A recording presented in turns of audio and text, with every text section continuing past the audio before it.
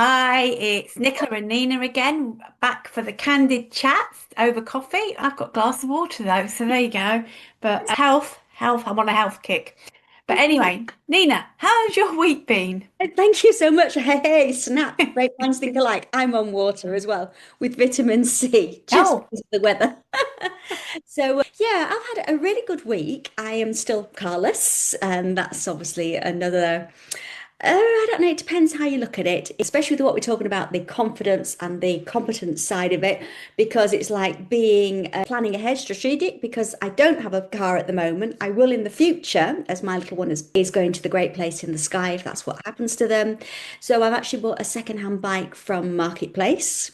But then I had to wait because, of course, everything's on Amazon, isn't it? So then I had to wait for the helmet to come. I had to do the reviews on the helmet. Then it came to lights, and I thought, oh, forget this. You don't know what you're getting. So I finished up going to a local bike shop and probably spending more on lights, but I'd rather be safe. and then you can ask advice as well, can't you? It makes all the difference. Well, it does. And again, this kind of like coincides with what we're talking about. So I was asking advice, and he was showing me about what everything means for, and it goes up to 800. It's how bright the lights are. And yes, it may seem like perfectly obvious to some people, but I don't know with things like this. It's not something that's the top of my list. So I've got lights I'm happy with. You now just have to charge them, but it's finding out how to do the bits to charge them. So again, that was educational. Then I had to get a lock, and then it's like, okay, this is a different type of lock. How do you use the lock? What will it go around? But I got it working. But the bit you will love, and I will have to share this, and in fact, what I will do on once you actually put this live on your YouTube channel is I will send you some photos because, as you know, Greta Garbo is my little companion. Between us, we are the Confidence Crusaders, and I have bought her a little basket that's safe for Greta Garbo, and that comes on Saturday. Oh, very nice. So the two of us will be off round Buxton together. Yeah, and you'll be able to lock your bike up and then go for a walk because it's got some really nice areas there, some lovely green areas, hasn't it? It is beautiful, but my gosh, the hills are huge. And Yeah, I went I to the gym. I was going to say I went to the gym. It's like I go to the gym usually in my little car, 10 minutes each way, 40 minutes on my bike. You think, wow, I've done a workout before I get there. And then coming back, it's all uphill. So yeah. I got my steps in because I'm walking uphill. I would have to walk up the hill. I have to be honest. I wouldn't be able to ride up it. So, and I would take an awfully long time. I always remember Lincoln has a really steep hill, and I went up it, and I was really poorly. It took me a really long time to get up it. This was many years ago. And I thought, this is not right. So I went to the doctors, and apparently I was anemic, and that was one of the signs. So it's amazing some of the things that we don't take any notice of that actually we should. So I suppose that can take us into Mm. confidence versus competence and what really gets you ahead. So, what do you think? Do you think promotions and opportunities really go to the most skilled or the most confident? It's interesting because, of course, you and I, we come together with like a little plan what we're going to discuss. So I was doing some research, the same as you. And really, I'd like to say yes. But in reality, it's not always the case. In some organizations, promotions often go to the yes people, Mm. those who agree with everything. The boss says rather than those who challenge something and bring new perspectives. In my experience, some managers, and I say it's my experience, some managers who feel, they're out of their depth, they're in a position that they shouldn't really be in. And you and I've discussed this at length before. And what they do is they tend to surround themselves with people who won't rock the boat. It's people who probably have the same mindset as them, really.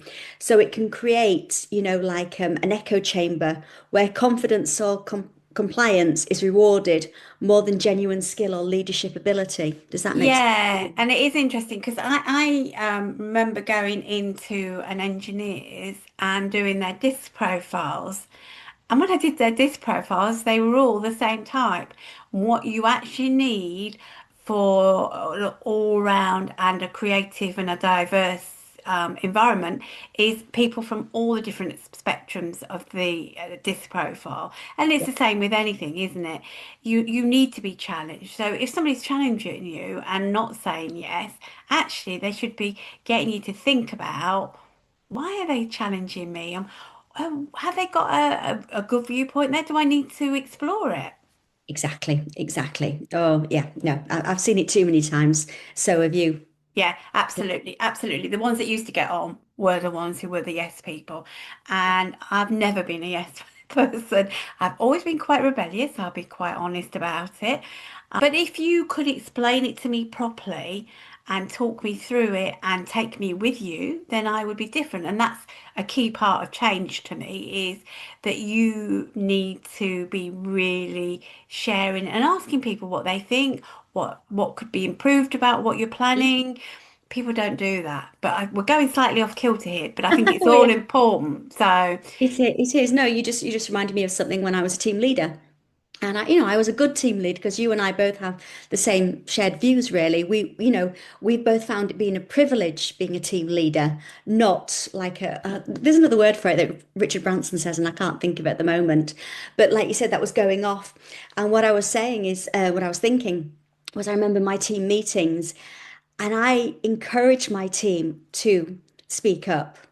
And, then they'd say, oh, well, I want to do X, Y, and Z. And I'd say, why? And then I'd say, fantastic, that's brilliant. Well done, you. And, but my team just kept growing. yeah, yeah, it's good to let people take the initiative. And also we have this thing, don't we, when we're very much control freaks, we think that, they've got to do it our way. But actually, often they'll go and do it their way, and they'll do it quicker with shortcuts. And as long as it gets the same result, it's not breaking any laws or anything. What's wrong with that? So I think we sometimes impose too much on people what we expect of them. And sometimes it's great to be just that little bit more flexible. Exactly. You want to work smarter, not harder. Yeah, exactly. So why do you think some talented people get overlooked while others with less skill seem to climb faster? Right. I was thinking about this, and I would say it's because skill alone isn't always visible, but confidence is. The Mm. quieter, more capable people, the individuals, often assume their results will speak up. So they work really hard. As we always say in business, it's about saving time and saving money. And they know they've worked hard. So they think, oh, automatically I'll get this promotion. And unfortunately, it doesn't work like that. If they're quiet, they're kind of overlooked Yeah, in the worst place, but it's visibility, sorry, excuse me, getting put my teeth in today, visibility that matters. So those who speak up, who talk, have the talk, walk the walk, um, you know, share their progress. Oh, look what I've done this and this and this, etc. And their own self-belief, they're the ones that tend to be noticed, they unfortunately. are. It's They not are, and fair. they go up. But what I found interesting is, like in the civil service, Mm, there's a program called Cats and Dogs. I don't know if you've ever heard of it. I haven't. And dogs are very much the extrovert, the really out there. Okay, so they are generally the middle managers. And Mhm. then the very quiet, introverted ones are actually the senior leaders, which always surprises me. But I've seen it time and time again. It's almost like they put this front on till they get to the top and then they're themselves. Yes, that would make sense because they're Yeah. out of depth, like we were saying in question number one. Yeah. The depths of Yeah. what they do is surround themselves with yes people because they don't want to be found out. No, I can remember having a senior civil servant who would come and sit in the office and he would just sit there and he would absorb what was going on around him. And do you know what? He was very introverted, very quiet, but actually, he was one of the best senior civil servants I met because he really absorbed and listened and then went and did something about it. And that was so unusual, Mm, that they wanted to put things and he wanted to make things better. And I think that's the kind of approach you need to take is that you want to make things better for the yeah, for the people that are around you. exactly, exactly. We spend most of our time in the workplace, so we need Yeah. to make it a place that's enjoyable to be. Yes, you work, but you have fun. When I was a team leader, we had a lot of banter. We had lots of laughs. We worked hard, but Yeah. we had to chuckle and it was lovely. It was a pleasure to Yeah, and that kind of brings in the other element, doesn't it, about fun at work? Yes. Because people think you've got to be so serious at work, and actually, when you build an environment where there's fun, then it makes such a difference. I still have visions of my managers that I was managing, and it was Halloween, and they dressed up as witches. And then one of them went round, and because we couldn't actually do apple bobbing, she'd created a box with like straw in, and we'd put some money in for little presents, and she was going around, and everybody was dipping in and taking a little present out, and everybody loved it. There was only one who said it was against their religion, and that's fine. If that's up to them. And sometimes you have to think about that. Is Yeah, this going to cause too much upset? yeah, yeah, no, But exactly. in It's but in fair. that case, it didn't, and it was fine. So I think you're right. Oh, I can also remember doing an Easter bonnets funny hats competition with a fuddle. So they in Nottingham they call buffets fuddles, which I always found quite funny. Took me a while Okay. to get used to that one. So I would say let's have a buffet fuddle, whatever you want to call it, and they would just go and help themselves while working, and then we had a fun Easter eggs, and I did one with teddy bears sitting having a picnic on. So there you go. Anyway, we digress as usual. So yeah, so going back, how do you spot when confidence tips into arrogance? Mm. For me, it's when confidence stops being grounded in self-awareness. True confidence uplifts other people, whereas arrogance sort of like diminishes. I can't, I can't speak today.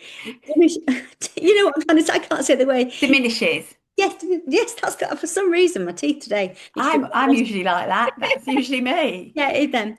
Yeah, so confident people own their own strengths, but remain open to learning more, whereas arrogant people believe they've got nothing left to learn, or again, it's the best means of defense is attack.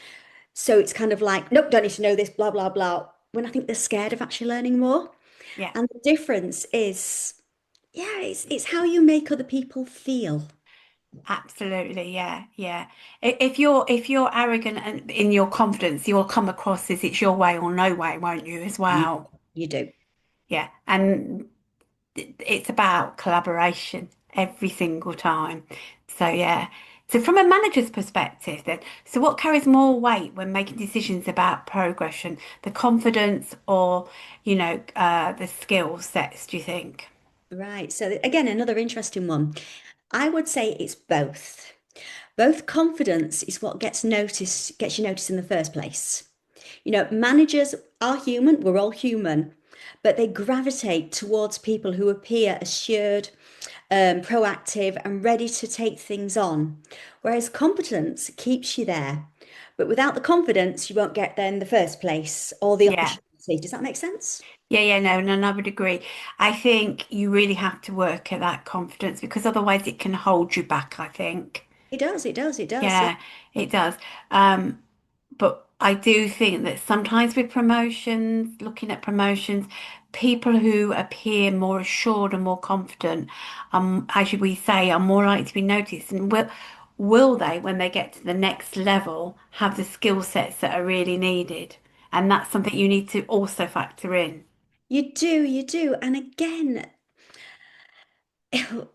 once you get to that level, and again, I'm speaking from experience, I didn't know when I became a manager, I'd hold my hands up. No, I don't know how that works. Will you show me? What can I study to That's train right. to that next level? It's somebody who has the confidence to ask for help, go to the next level. And that's a really good point. It's having that courage to say, I don't know, what do I need to do? And that again is an interesting one, isn't it? So, can confidence be learned and practiced like a skill, or is it just personality? Oh, absolutely. As you know, I'm a confidence boosting career coach, and that's really what I work on with people. And we do baby steps to get your confidence going, believing in yourself. So, confidence is a skill.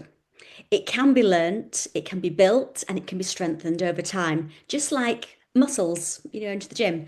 Personality may influence how someone expresses confidence, But, as it's at the core, confidence comes from self-awareness, preparation and experience, and believing in yourself. And Mm. also, it's how you dress, how your hair is, how your makeup is. If you're female, well, anybody wearing makeup, it gives you that little bit of strength, or even wearing some perfume makes you feel better and stronger in yourself. But the more you practice stepping outside your comfort zone, the stronger it becomes. Yeah, I think you're right because I can remember a time where I had lost my confidence, and that was from having a micromanager, which totally sapped me. So please don't micromanage if you're listening. But yeah, I think you can build it definitely, and I think it's remembering as well, isn't it, to capture when somebody gives you some specific praise, some specific feedback. When you feel good about something, note what it's down. And then something else she said about clothes, it made me think about how I have certain clothes that make me feel better about Yes. myself. It's weird, isn't it? It's the feel, it's how they fit, it just gives you that something. I mean, sometimes people, I think if I'm going to present to a large group of people, I'll probably have a jacket on because Mhm. that just gives me that aura of I'm now confident. It's just Yes. something you do, isn't it? It is, and it's even having a scarf. There's a scarf that was given to me by, I call her my cousin-in-law. She's Belinda in Cape Town, and she sent it over to me a couple of years ago, and I wear that, and I feel I'm getting a big hug from her. So I find a scarf. So again, again we've discussed this. It's having something on your persons that just makes you feel special, loved, not on your own. Absolutely. The scarf. Yeah, no, I like that because that is that sense of feeling somebody's caring.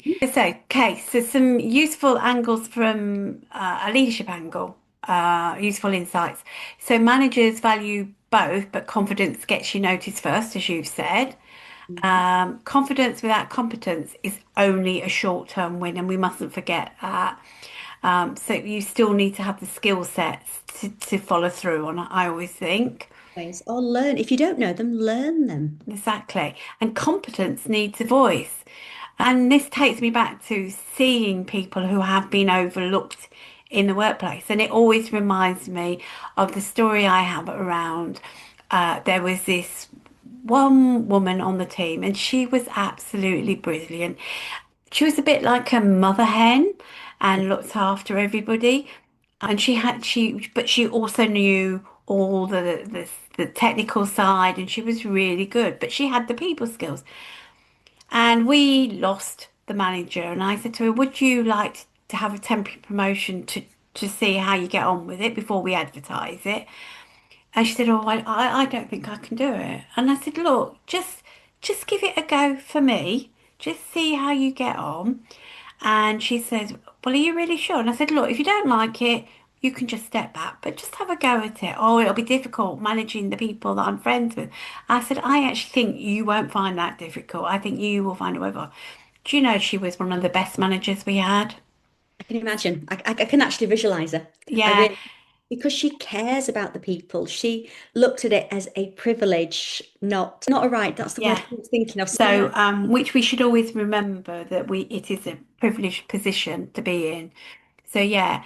And then balance builds trust, and that's so true. So, the sweet spot is someone who demonstrates skill and shows up with grounded confidence, calm, grounded confidence. So that's where we both help.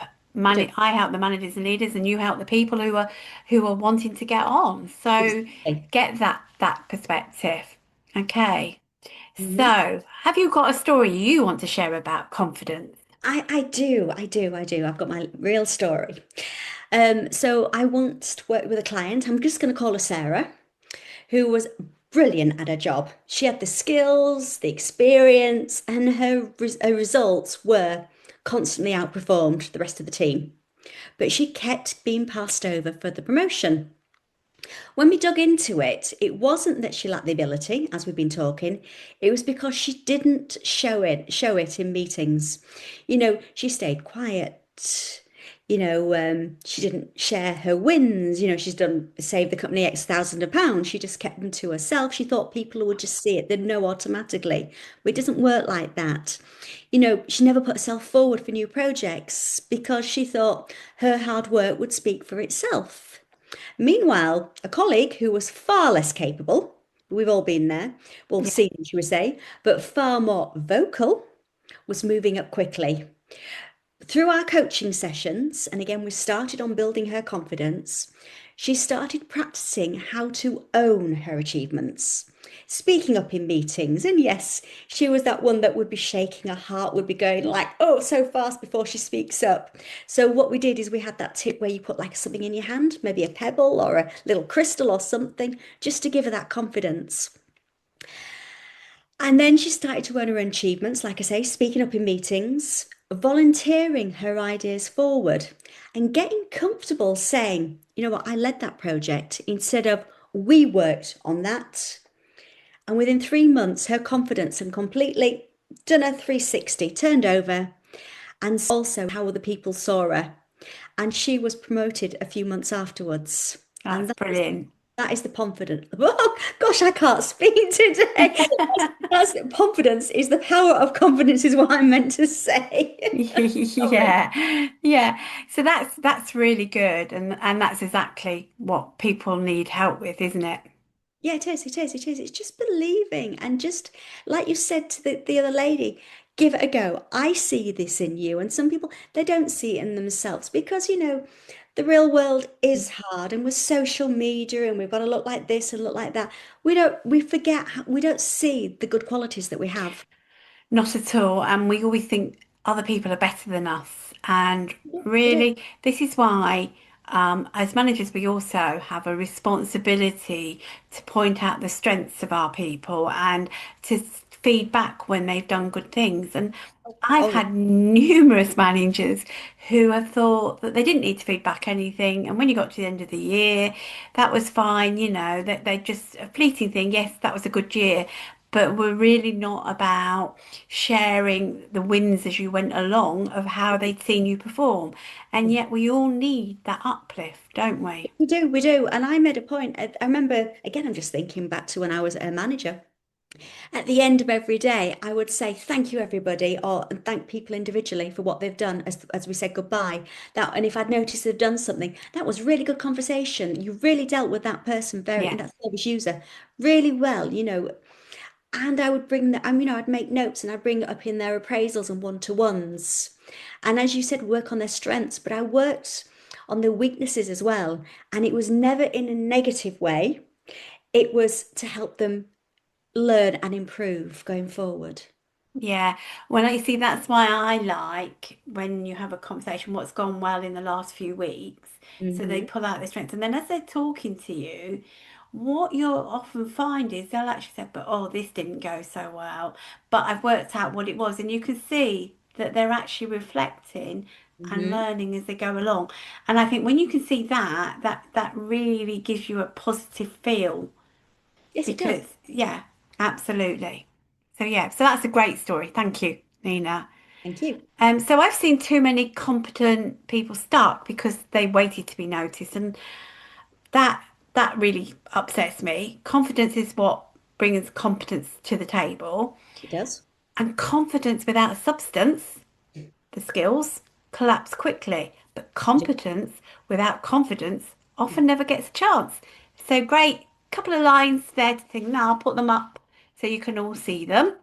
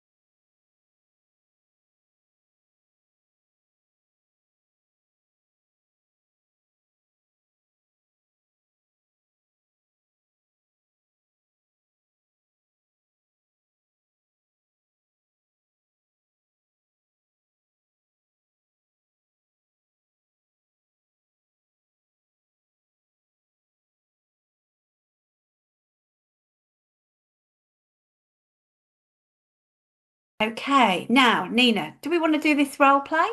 Yes, yes, I'm ready for that. Yes. Okay, so talking about speaking up in a meeting. Okay, so yes, I'm the employee.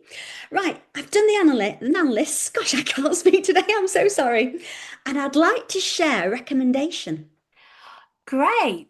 Confident delivery like that signals readiness for more responsibility. So just something to think about. When you're willing to share, then you're going to appear ready. Okay. Mhm. Okay. Right. Yeah, so, asking for opportunities. I'd like to take on the lead role in this next project. I feel I'm ready to set it up.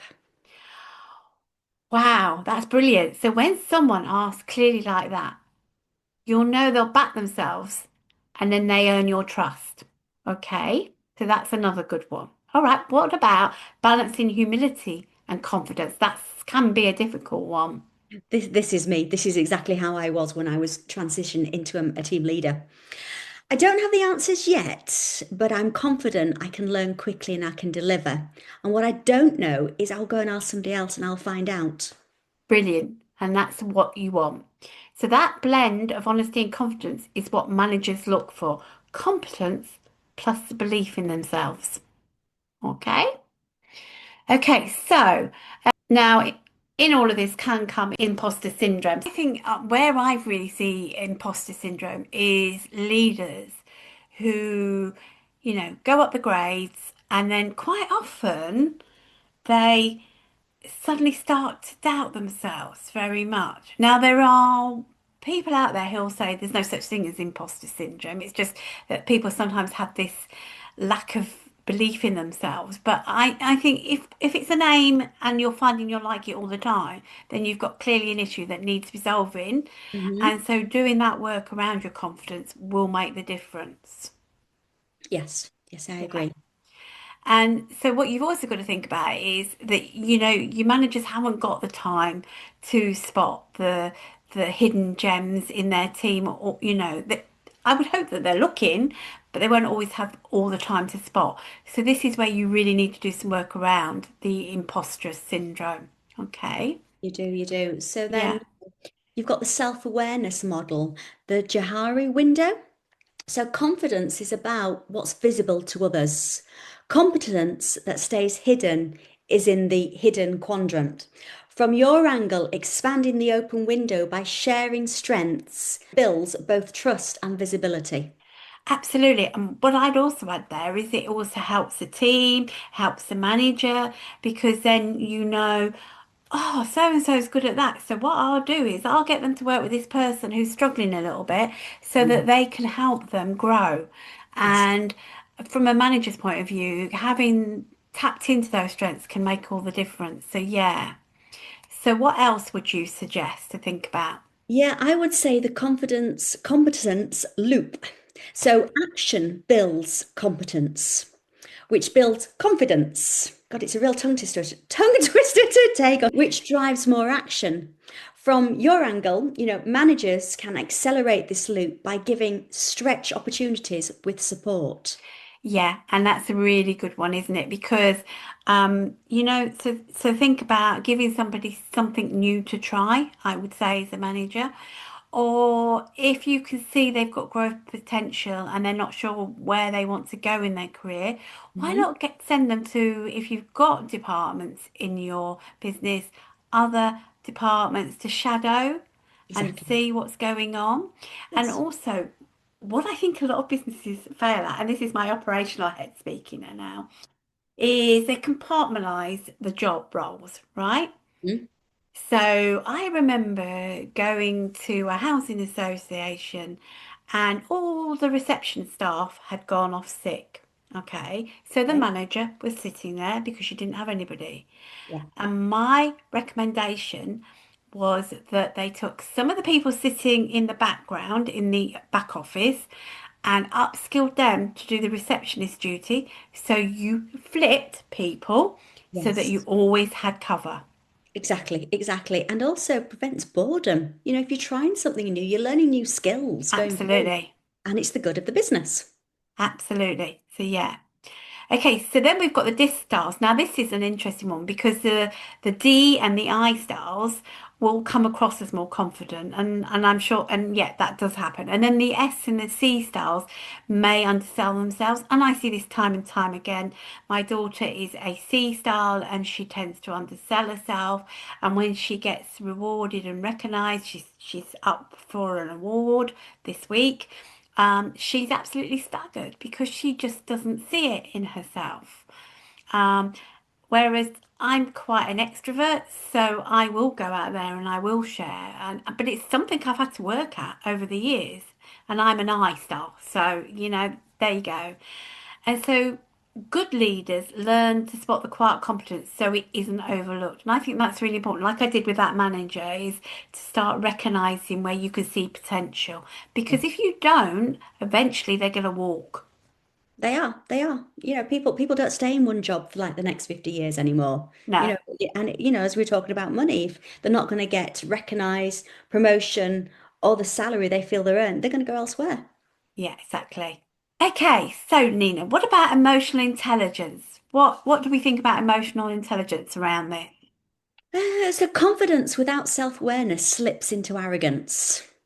And competence without social awareness can look detached. So the leaders who rise combine skill with the confidence to connect with other people in their teams. Yeah, that Does that makes make sense? Yeah. absolutely sense. What do you think? Yeah. Yeah, no, I agree. I agree.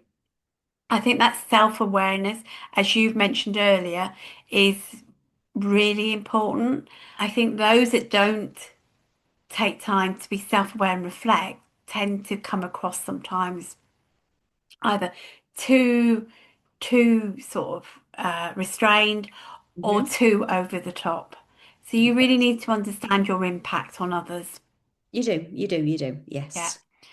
Okay, so do you want to give us a one-liner to finish this session with? Yes. Right. This is a good one. Confident isn't bragging. It's claiming the space your competence deserves. Yeah, One other one.